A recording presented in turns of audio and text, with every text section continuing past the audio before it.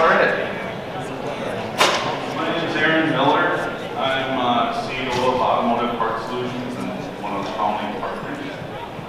We are located up in St. Cloud, Minnesota. We're actually in Rockville, which is a small town outside of St. Cloud. My brother and I founded the company in 1999. Greenfield, so vacant land, vacant building. We celebrate our 25th year anniversary here in May, so we got a big celebration. My whole goal here today for you is to kind of tell our story of where we've come from and where we have gotten to, in the hopes of maybe helping you shortcut some of the tough learning lessons that I've had. I tend to be one of these people who learns by making mistakes.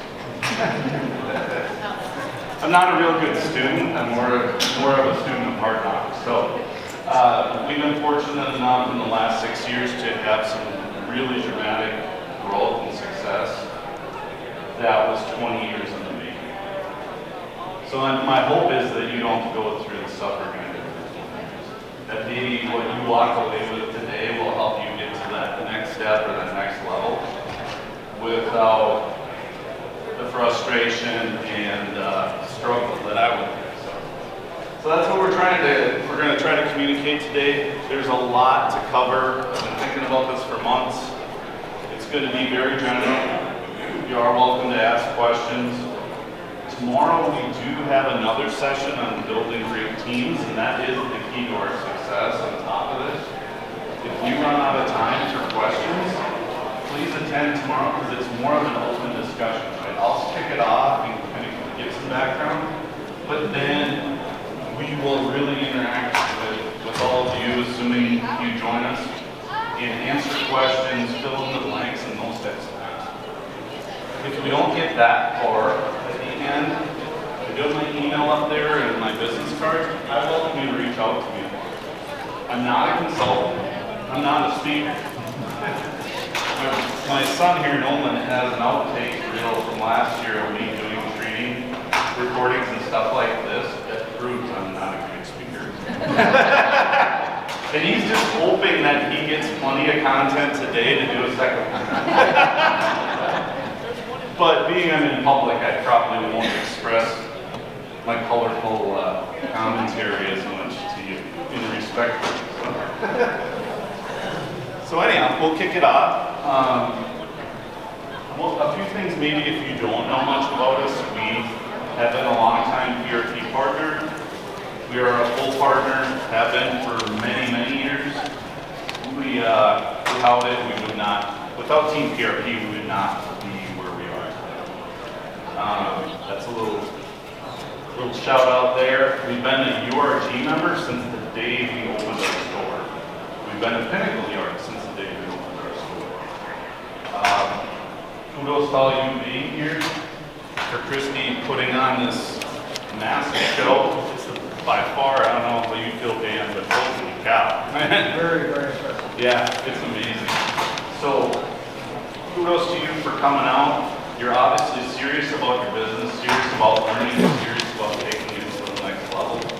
And I hope I might play some small part in that today. So my story is, as I started out, we greenfielded the yard in '99. My brother and I were about 30, he's a year younger than me, so at 30 years old. We'd never worked in a salvage yard, we'd only bought parts. I don't recommend that approach. There's a lot smarter ways to get into this industry. I would highly recommend to anybody thinking they want to go to work for somebody like Dan and maybe hope that he'll allow them to run and open another store. So anyhow, the first almost 20 years, so '99 is when we started, all the way up to 2018, we clawed our way up. I mean, just school of hard knocks, hard learning. Spent a lot of money trying to figure things out. And at that point in time, I was at my wit's end. 2016, I was at my wit's end. I just couldn't do it. And we'll get into what that looks like and why I felt that way. And then now, fast forward 6 years later, we are at a very, very different place. So explain to you what that kind of looks like. I grew up in St. Cloud, Minnesota. That's where the yard is. 2 years ago, I moved to Montana. I live at an elevation of 6,400 feet on a dead-end road in a cabin on the mountain and run my business from there. In the last 3 years, we've tripled the size of our business. For the first 18 to 19 years, we didn't grow, our sales didn't grow in that time frame as much as they did last year. I like to think that 18 years was earning that and building that, but it doesn't need to take that long is what I'm saying.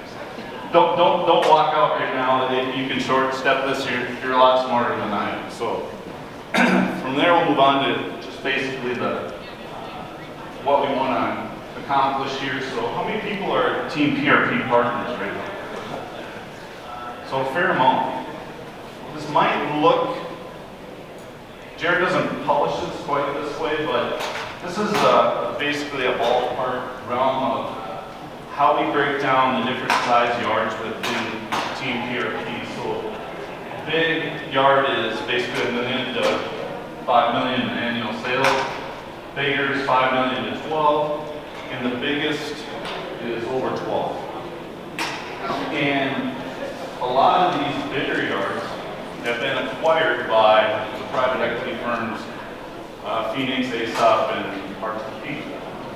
There's some others as well in the industry now, and they find those really appealing. I don't think there's probably anybody in this category, in PRP or URG who hasn't been approached multiple times, including myself. So what we were able to do since 2018 is go from right here. So we were just across the line to way beyond this. In 6 years, grew from about 5.5 million to somewhere over here, without giving up an exact number. When the first 18, from 1 million to 5 million, took 18 years. So why did we struggle there so long? It's really the question. And how did that transformation occur? And how could I do that with being 900 miles away from my operation? That's really what this is about. Not that you need to do that. But that first 18 years, I worked and bought cars on vacation. At night, I worked all the time. Mentally, as an owner, I never got a break. I always had the business hanging over my head.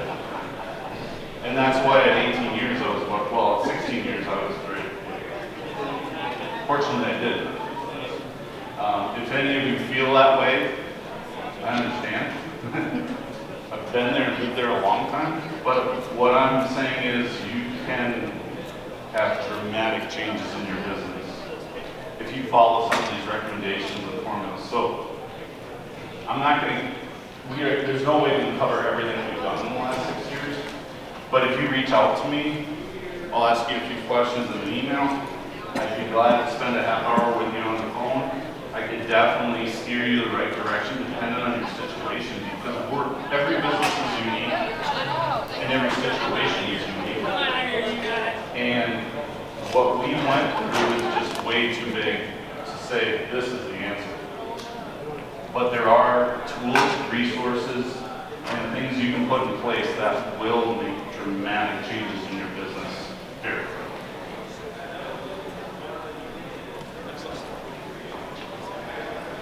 So prior to 2016, so how many people have a formal organizational chart in their business that everybody knows and understands?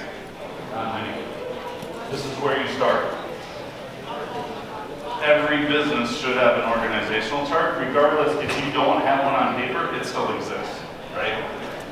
This is how it was. I was the owner, general manager, buyer, sales manager, and then fortunately I had a couple other people, this person and three others are not with us anymore, but two other outstanding people who ran these other departments. But no wonder I was working all the time and totally stressed, and our business was going nowhere, right? That when you're in that many seats as an owner, and it's necessary to get a business off the ground and get started, but you're going nowhere as long as you stay in that situation, and that's why I was stuck there for 16 years. So in 2016, I, out of desperation, was rooting around and looking for a way of how do I run this business in a fashion that produces predictable and consistent results? Because we would do some things and we'd get some lift, and then we'd stall out. So for that whole 16 years, it was this roller coaster ride of feeling I were gaining some traction, no pun intended or correlation at that point, to running out of gas and nose diving again. So sales are going like this. I found this book, I read it, and I immediately reached out and found what we would call an implementer to implement what we call, and it's very common in business, it's called EOS traction. Is there anybody here running traction? Awesome. You're way ahead of the game. So it's not telling you anything new, right? So in 16, we started implementing traction, and what it did for me in those first 2 years, and I'm not sure, those of you who are using it, if it's done it for you, it kind of slapped me in the face and brought forth what my issues in my organization were, and they were massive. So flip back to that org chart. In that situation, I realized this, how messed up this was, and knew I had to make some changes. That's what reading traction and going into that system made me do. Please, everyone after, if it's an audiobook or a paperback, it's not that thing. Read this. Even if you don't go down this path, read it. Even if you're in the big group and you run a very successful operation, please read it. Just take the time and listen to it in your truck or sit down on the beach on vacation. The next one. So what we did, in 2018, I realized that old model was broken. But I had no idea, to be really honest, I was too scared to figure out what I had to do. Because it meant John Doe had to go. Been with me for 18 years, basically run the whole back end of the operation. Knew I had some really good people. The only person who was new prior to 2018 was Jesse, but everybody else existed within my organization. And what going through implementing traction made me realize as part of that process, and we'll get to another slide later, is identifying your values as an organization. And one of the recommendations was look at your absolute best employees, leadership who just really fit, produce the most, and make it actually fun to come to work. Identify what makes them that in a value. That's where we started with our core values. And when we did that, we started to analyze everybody in our company, especially at the top, let's start from the top down, do they fit? Because to be quite honest, for 16 years, there were times where it was very rarely was it really fun to go to work for me. And there was a lot of dysfunction, a lot of really toxic activities at different times that made me bad. And that's not the type of person that I want to be or like to be around with. But I was stuck there. Once we identified those values, then we identified the people who exuded them. And I approached So no one's new to the team, so that's brand new. Sorry, Sarah, we just threw that in there, so you were in 2 seats. But Sarah wasn't counting, but I sat down with each one of them and asked, we're going to restructure this company, would you step up into these roles? And thank God every one of them said yes. And every one but one is still here. Maybe quick address that. Some people will try for you because they're committed, but it doesn't mean they have the capability. So that one person just couldn't do it. Just didn't have everything that was needed to be a leader running a department. So then, fortunately, that change occurred, and Jesse was here to step up, and he's been absolutely phenomenal. So this is our team today. As you can see, I'm up here now. Not to mention, every one of these people is in this. Is everybody in the room right now, sir? So every one of these people are here. And our business is running back there. We had any issues today? Anybody fires put up? You guys all look pretty relaxed. That didn't happen overnight. We couldn't have done that 4 years ago, right, sir? Correct. Right. But today, we've got 9 people here, and that business is running like we're there. Now, there aren't any checks being cut. If payroll is done, it was done Wednesday or Friday, but I would have never dreamt this is possible. Okay. And the reason I felt, it's been maybe about 2 years, I felt like I should hold this type of session, is because I really do feel blessed. And I don't feel like, to get to where we are can't be a fluke. But I would have never imagined 6 years ago that this is where we would be as a company and that I would be here talking to people. So I'm just saying that from a perspective of how good it can be and how amazing going through this process and how far your business can grow.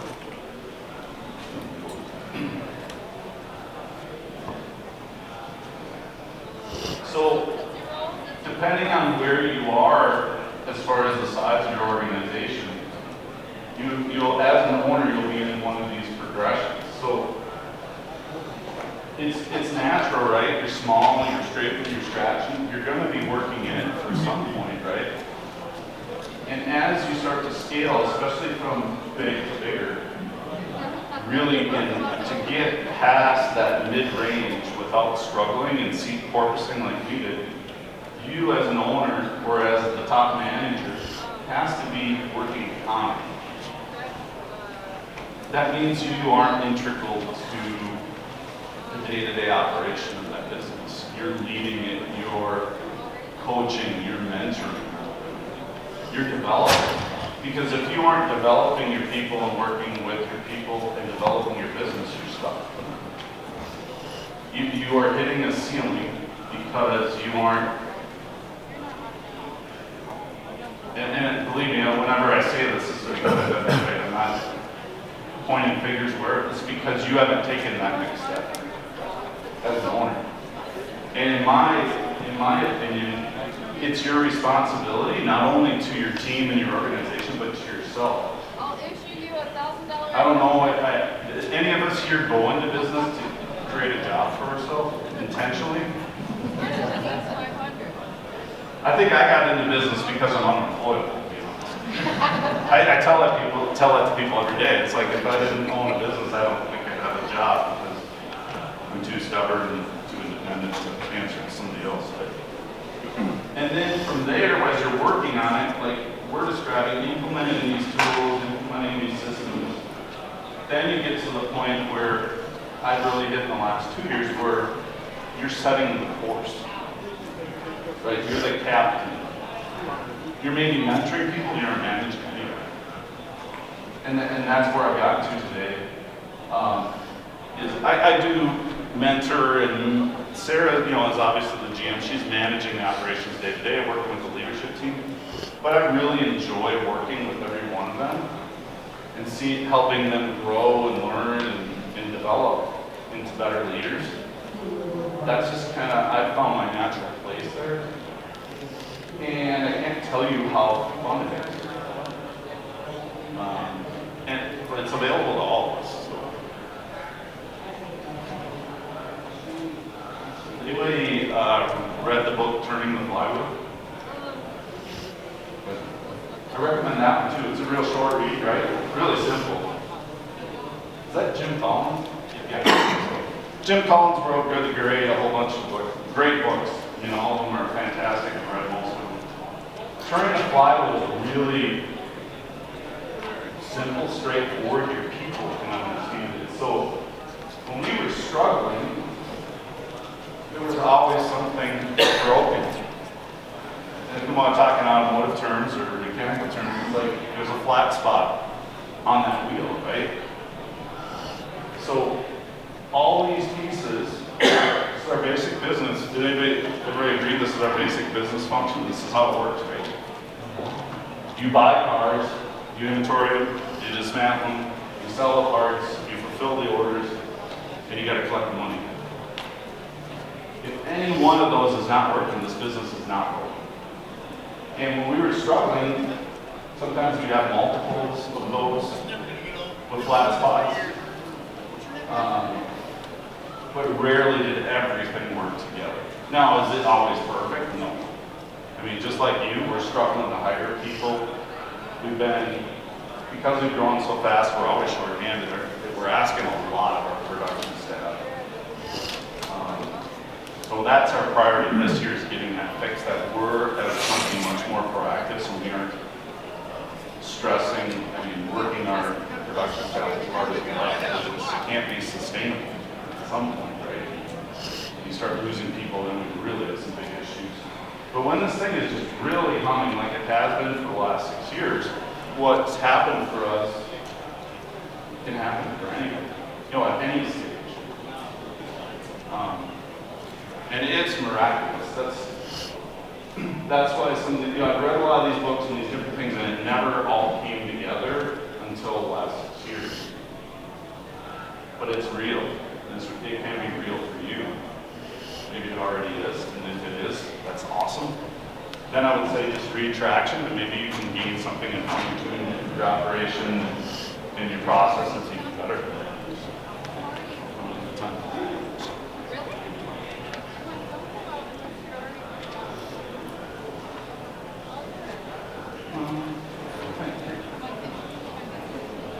How many of you have pre-established core values?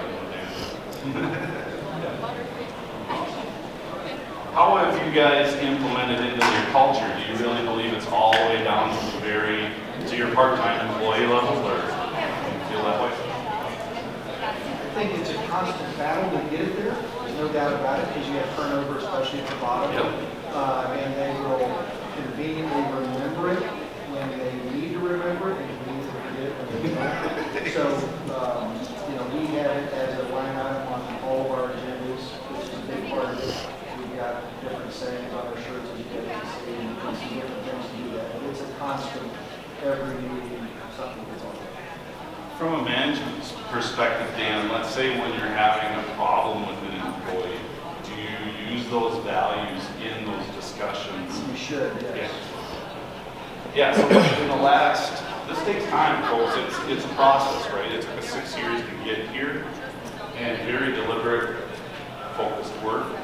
When we have a problem with an employee, we identify in our core values where that break is, and sit them down and say, what you just did, your behavior is not in alignment with this value, or these values. We use it to hire, we use it to fire, we use it to evaluate. It's a game changer. The biggest challenge is finding enough people that fit those values. So we continue to improve on that, improve on our hiring, trying to get more people coming in and evaluating more effectively. All of our hiring, how many people do you usually have in an interview, Sarah? 3 to 4 of our leadership team in every interview. Doesn't matter if it's somebody boxing up parts, dismantler, or a salesperson. And we, quite often, especially as we move up the chain, sales will do 2 or 3 interviews at least.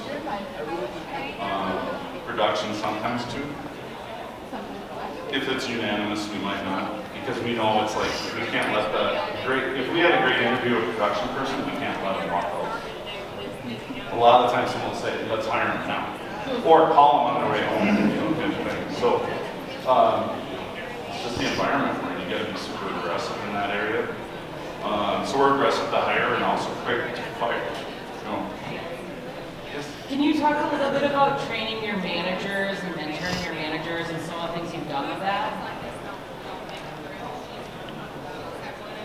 I can. Maybe they'd like to talk about how they've been trained. Yes, and I'll touch on from my perspective, and tomorrow with our teams developed, okay.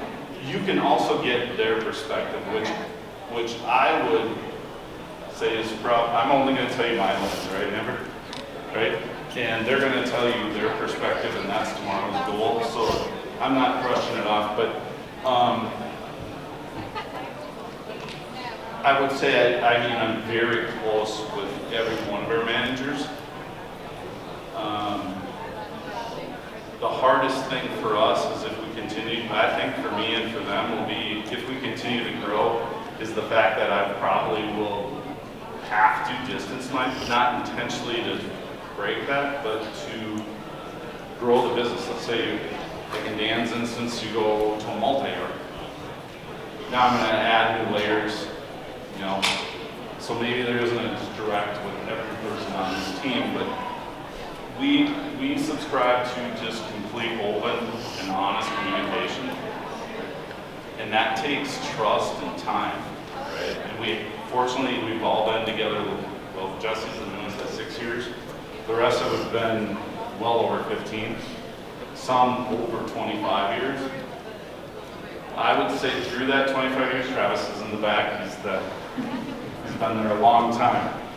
Both directions myself, so I hope you're okay with this crowd. Both Travis and I over the last 25 years have set each other back in our trust. Not in the last 15, but he was, how old were you? You're in your teens, right, Travis? And I was 30, and pretty damn immature 30, to be honest, folks. I was probably closer to that 20-something-year-old emotional intelligence and maturity, but that trust it needs to be built and developed, and you need to develop a relationship that you're just totally honest, right? But in a caring way.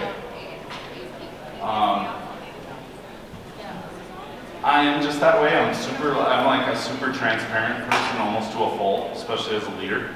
I just say what I think and what I feel, and if somebody asks me a question, I tell them what I think.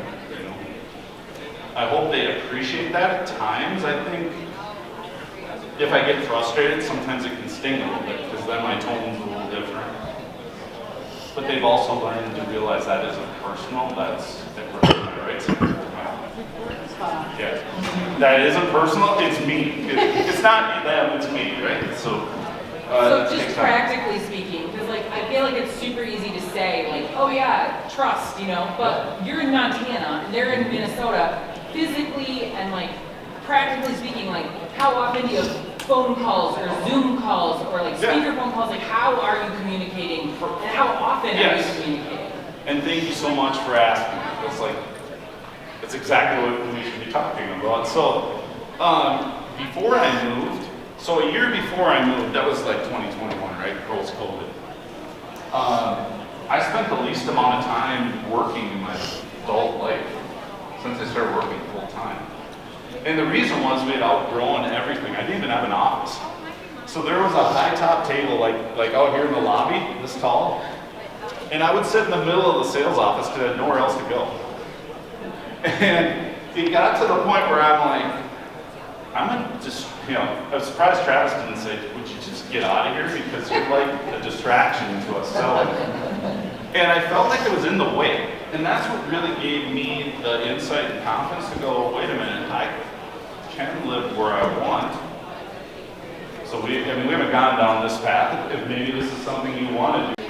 So the way I ended up in Montana is I've been going out there for 35 years. I love the mountains. I love every activity that I love to do as a person is out there. And I'm from Minnesota, right? Planet 10,000 lakes. do there too. And there's winter. I actually love winter. You from the south probably don't understand. So, as I was going out there, and then our boys started going out there, my wife, and we kept spending more and more time in Montana, and then no one went there for college 7 years ago. And what prompted the move was one day over the, well, Callan's right there on camera. He graduated 3 years ago. Yeah. So his senior year, my wife's like, we don't need this big house anymore. We should really start. Should we sell it after Callan graduates? And back to your closeness, Amber. Sarah and I are super close. So I'm like, Allison, just think we should sell our house. And she's like, oh, okay. And then she was looking for a house for like 6 months at least, right? Thought they had a house bought, sold their house, and the realtor pulled the whole deal out from under them. And this is in November, and Sarah, yeah, we're talking Minnesota right now. She's like, I got nowhere to live. I have a camper. Well, if any of you know, I mean, it gets 20 below in Minnesota, a camper's not going to work, right? They aren't designed for that. She comes to me and says, this is around Thanksgiving. Can we come over and look at your house? And I'm like, what? Well, we just want to check it out. So they spent 2 hours on a Sunday there, and her husband Jason goes, how much you want for the house? And I tell him, he's like, oh, yeah, that's not a big deal. And they're like, we'll let you know Monday. And they walk up, and my wife's like, what? And I'm like, what? Or you're thinking about selling. Callan hasn't graduated yet. I walk in Monday morning, and Sarah looks at me, and she's like, would you take $5,000 less? And I'm like, no, I really can't. I give you a really good deal. She's like, oh, we'll give you out. And I was dumb enough, I'm just this way, I take the bait, right? When do you want to sell it? And this is now like getting really close to December 1st. She goes, how about by the 31st? We have nowhere to go. I'm like, I'll let you know. So then one of my best friends, he happens to live in Minneapolis, which is about an hour away, and has a really nice lake home 10 minutes from my yard. He's like, hey, you want to stay out at the lake? Only till May though, because we're going to move in June for the summer. You can stay there. Oh, sweet. So now we bought 5 months. So then his brother-in-law builds homes, and I didn't know he was also he builds really nice homes for doctors and professionals, but he also was building investment properties and duplexes. And he goes, well, I'm going to have a property ready in May. So what year was that, Sarah? 2021? We moved 4 times in 12 months. And I was looking close to the yard for land. I grew up on land out in the country, not far from where the yard is. I kind of wanted to get back to that. We lived in a nice development where the boys went to school, but I kind of wanted to get back to having some room. And so I was looking around the area, and pretty soon my wife and both boys are with me one day, and they're like, why are you looking here? I'm like, what do you mean? None of us want to be here. We want to be in Montana. So I quit looking there, and then for about 6 months we looked in Montana, and we finally got a property. It was tough out there. It's really tough out there because it's a popular place. So the year before, like I said, I worked very little, but it gave me the confidence that I think this will work, but I didn't know it was going to work, right? But my commitment to the business was I would continue to do whatever it takes to make sure it works. Like, it doesn't matter what I want. The business comes first, because if the business isn't succeeding and growing, I'm not going to have my place very long, right? Well, my life will be dictated by the business like it was for the first 16 years. So, back to Amber's question, if you read Traction and then look into it, you'll understand that it's a system for running your business. So, to not get too far into it, we're doing on time. Okay, perfect. So, Traction is a business operating system. And it gives you, I highly recommend if you read it and want to go into it, don't implement it yourself. Get a great implementer. one that's appropriate for you, and there's all different levels. There's some that are really expensive because they only deal with, you know, really successful companies. There's others that are more affordable that deal with smaller companies. You know, it's all about scale. We've had an implementer, we still do, and the reason we still do is because I feel he's the best person to train the team. So with traction, you set a 10-year BHAG, like big goal. Ours is pretty big. Then you break it down to a 3-year, which is more definitive. The 3 years, like, this is definitely where we want to be. The 10 years, like, it's a dream shot, right? Dream shot. Then you break it back to a yearly. So right now, around October, we plan what we're going to do next year. And then it has you break it all down into weekly goals by quarter. Every department, every role has a goal, and they all know what that goal is, and they all track it every single week. All the way down to the ground level. From the management team level, then how you stay on track, and that's a big part of traction. Are you on track or are you off track? For the first 16 years, we were off track probably 90% of the time, maybe more. Now, when's the last time we missed the budget, sir? Our goal for the year and not exceed 6 years. It doesn't mean we don't get off track. So, going back to 2018, we've been following this formula and this system. Doesn't matter if I'm here or there. We have what we call our L10 meeting, which is part of this system every week. We look at last week's performance. Did we hit our goals for the week or not? If we didn't, how are we going to get back on track? So I think now is a great time. I'll also hit on this tomorrow in the team's part. We're trickling over into it, which is cool. It's kind of setting the stage. Good question. Yeah. I know that you someone I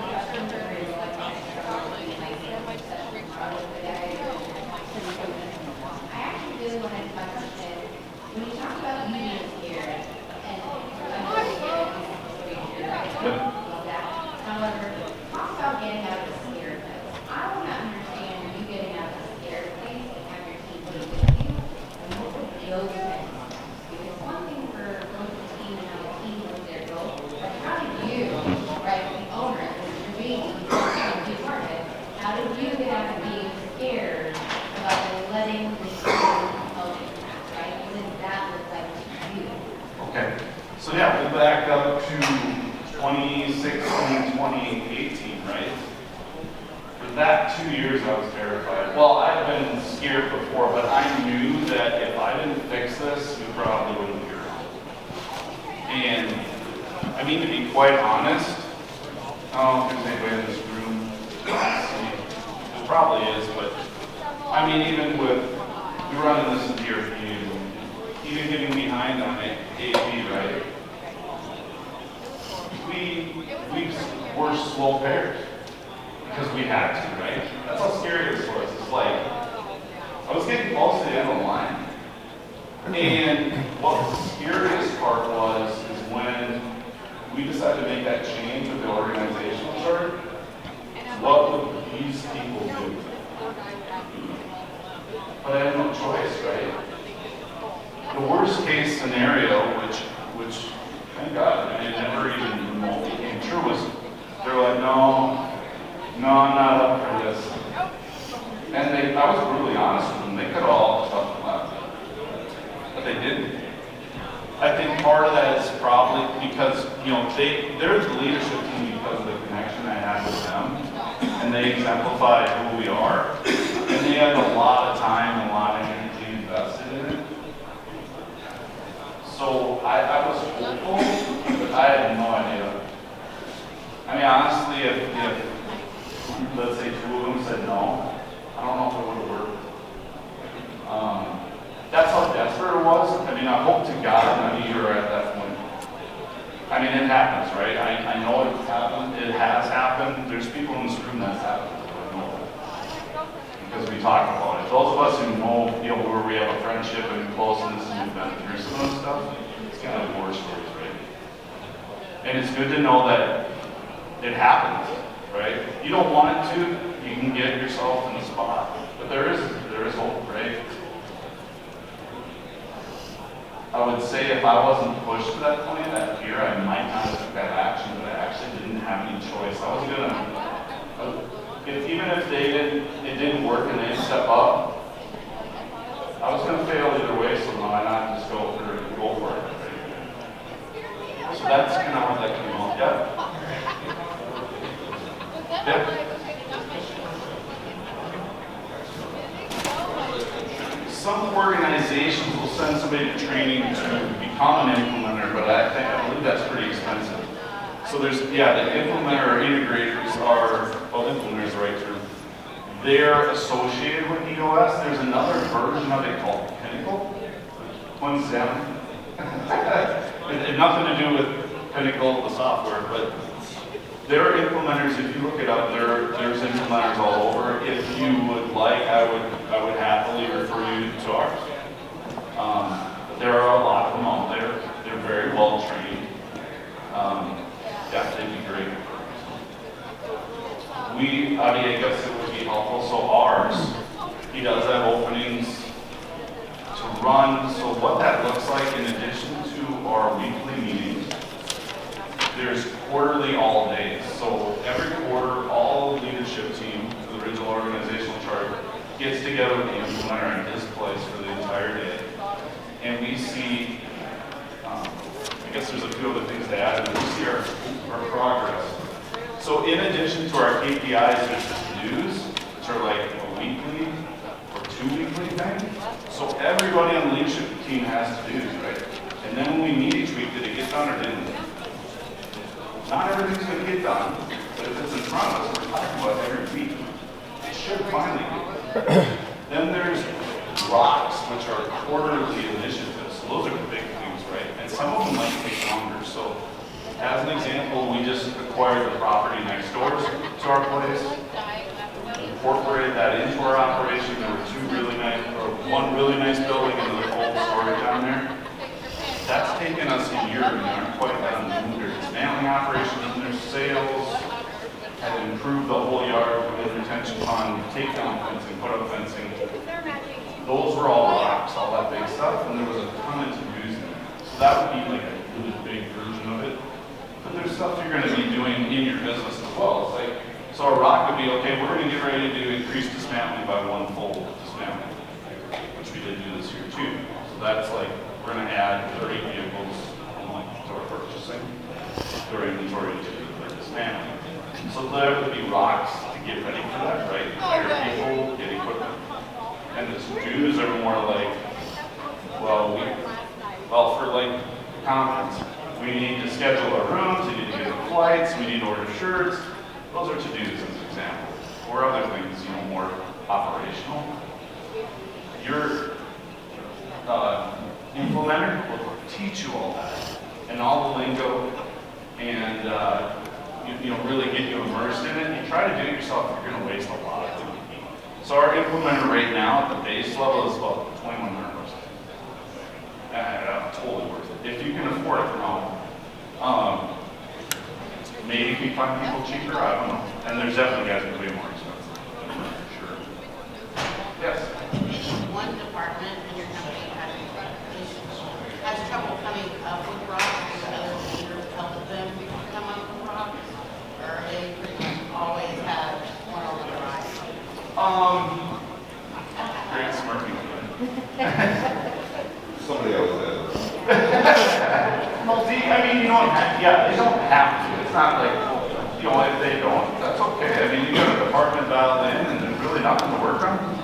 But if they're willing to. We have one or two departments that usually have less than the others, and they're always like, I just can't come up with anything. Yeah. And everybody's like, well, we'll find something, but a lot of times there's nothing to find. Yeah. And if people are willing and want to, you definitely want them to because they feel like they're contributing, right? So definitely.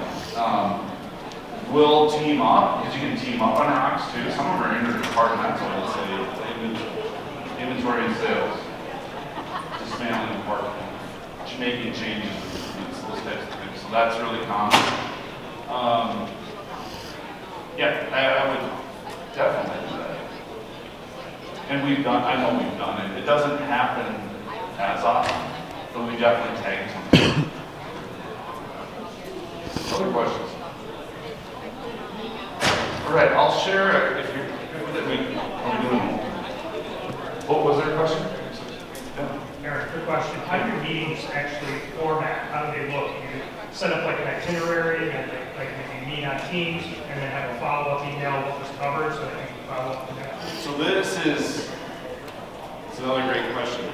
So the beauty of EOS is they provide the system. Originally it was paper. But there's a software package associated with an outcome, 90.io. It's 90.io. So spelled 90.io. It runs the meetings, it runs everything. You just fill it all in, you put all your KPIs in, and you literally use it to run it. It's amazing. Super simple. This whole program and how it works is super simple, basic. That's the whole point of it, and I think it's really driven us to simplify too. It's really easy to just like keep getting more and more complex as a company, especially as you're growing. Kind of like a government, right? We want to go down that rabbit hole. It's super simple, easy to understand. I mean, I explained it to the boys, I think immediately they're like, oh yeah, this makes sense. Did I answer your question? And then when we do meet on Teams, we're going to start, we just implemented the new co-pilot. We're use that to track our notes, everything, and kick back or report. But that 90 system does it, and it's very affordable. You just pay like $2. So if you have a small team, that's what's nice about it. It's like it's cheap. One last thing in that, unless there's other questions, anybody else? I'm going to use like the primest example of implementing this. So we've been working at it, 6 years, very intentionally. Early, last back, this is one thing you might want to know. I go back to the yard once every 2 months now.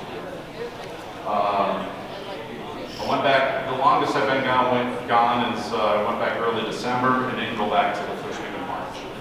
But when I was back the first week of March, we were behind for the quarter on dismantling. And it was a number of reasons that, it's that shit happens thing, right? There was nobody to blame. We had some events happen with, people being gone, somebody getting hurt, and just one or another things. And I guess one thing that made me look to it, all of our entire organization is bonused on meeting our quarterly goals. And it's not an all or nothing thing, it's a departmental thing. So if the department, even though the company is doing really well this quarter, blew our budget away, we're doing great, dismantling was behind. Because they were behind, they wouldn't get their bonus. And this is normal, right? None of our businesses are perfect. We have people, we have environmental conditions, those types of things. So we're behind. How many were we behind, Jesse? At that point? 30? 35? Well, 35 vehicles for the quarter. It wasn't huge, but still a lot to make up. That's a week's worth of cars, right? Yeah. So we've done plenty of weekends, and over the years to get caught up, and we got this buy-in now from the top to the bottom where people pitch in. So over the last couple of years, parts collision, they would get paid, right? But they aren't bonus to help dismantlers. They're bonus to fill in orders. And we would have shipping managers coming in, occasionally shipping people. And I think this is the ultimate epitome. That week, I was back, fortunately. So I drained tanks all day. That was fun. Took a couple of gasoline showers throughout the day. I think I'm going to burn my boots, but I'm afraid to get too close to them. So I was outside running a loader. We had a bunch of extra people come in, but the coolest thing that happened was Travis's team from sales came in for half the day, the whole entire team, and there's 100% commission. And they helped dismantle cars for 4 hours that day. And we got, how many have we done that day, Jesse? 17, 18 in one day. With the help of those guys, and they came in on their time, on their dime, in appreciation to help these guys out. That never happened before. But that's something, if you implement this, stick to it, and get good at it, and start honing those values, I believe, you think this is true, Trav? It's like, that will happen. Be honest, I think if I would have asked Travis a couple years ago, the entire team, hell no. If I would have told them, they would have did it, but I was like, hey, would you guys do this now? But they did that on their own. I mean, nobody asked them to do it. So, it is absolutely astonishing what can happen if you implement something like this, a really good system, do it well, and stick with it. They did, and it was scary because while we were dismantling, one of our dismantling broke his little finger. He cut the exhaust out for a cat, it swung down, thank God he had cut through the gloves. It would have came off, it completely broke it right here. But this is, I guess, another testament. So then we're like, oh shit. We just worked a whole Saturday, we like put in, I don't know, a 12-hour day. And we're like, we just about got caught up, and now we're short of the thing. So that Sunday I headed back to Montana. Monday morning I called Jesse and I'm like, okay, what are we gonna do? He's like, we got it figured out already. So we switched the dismantling to inventory. Our inventory supervisor went into dismantling and did our goal. And that's a teamwork thing that never existed before anywhere in our organization. To be honest, there's been over the years here just tons of push on commission-based plans. Our salespeople are the only commission-based people in our organization now because I couldn't get this level of teamwork. Because even part of like the family was jumping out, this and that. Before it was like, that's not my job. I don't get paid for that. Now everybody's bonus on their team, they're paid an hourly wage on how well they do. So their best dismantler makes a lot more than the lowest, right? You should. But we had so many commission plans. We'd spend how many hours a week or every 2 weeks, Sarah, figuring it out. And it's just like, and then we wouldn't get the teamwork we wanted why? And I was 100% commission believer how many years ago? 10 years ago? And now I'm not. If you have the right system, and my belief was, he's not here, but I believe the person who pushed this for years and years and years to be 100% commission, and it still is very common, you can't use a commission-based system to make up for poor management, poor leadership. That's what it is. It's an attempt to control and incentivize people's behavior because you don't even manage them effectively. If it works really well in your organization and you're happy with it, I'm not telling you you're doing it wrong, but that was what was happening with us. Because I didn't have a good system. I wasn't a good leader. Our leadership was marginal. Once we fixed all that, you don't have to pay people on commission. It's kind of a pain in the ass. And people don't, I mean, it's hard to hire people when they're like, I don't know what I'm going to do. And then you want them to come in and work overtime and all that. It's just not really loving that. So we put in lots of overtime. We don't have to worry about it. The system takes care of it. We don't have to do all this extra work figuring out the work. So that's just our flavor. If it's working for you, I'm not saying don't do it.